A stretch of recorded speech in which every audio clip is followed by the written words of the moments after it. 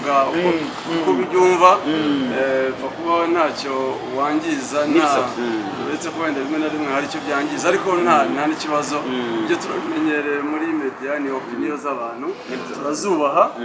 kandi vraiment courage mukora akazi keza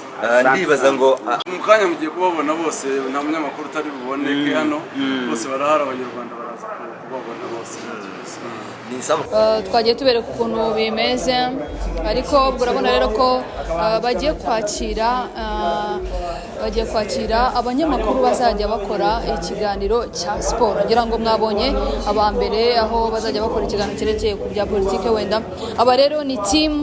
y'abazajya bakora ikiganiro cya siporo nabo nk'umunyamakuru musanzwe mumenyereye Sam Karenzi Emenibiz Ricard ndetse na Kazungu Clever akaba ariyo team izajya ikora ibiganiro bya siporo kabisa usanzwe ari umunyamakuru wa siporo ngaho nguko rero nuko ibintu bimeze kabisa ubu ni Sam Karenzi hakaza Emenibiz hakaza kandi Ricard ndetse na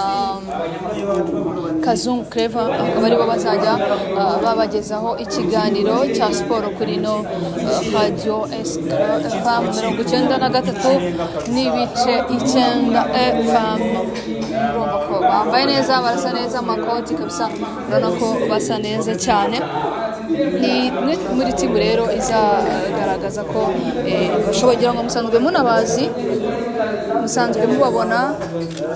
musanzwe mubazi mu kiganiro n'ubundi cya siporo benshi murabazi abantu witwa Kazungu Clever rwose afite na Bibiliya ye hariya kabisa avuga ati ibintu byose bagomba kugendana na Bibiliya kabisa ngayo nguko binjira muri studio kugira ngo barebe ukuntu bimeze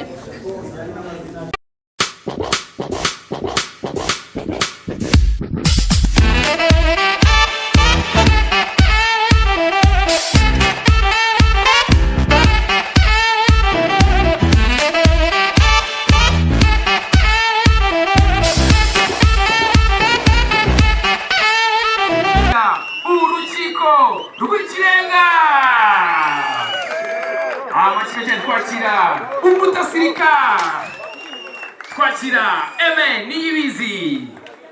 twakire bwana Kazungu Clever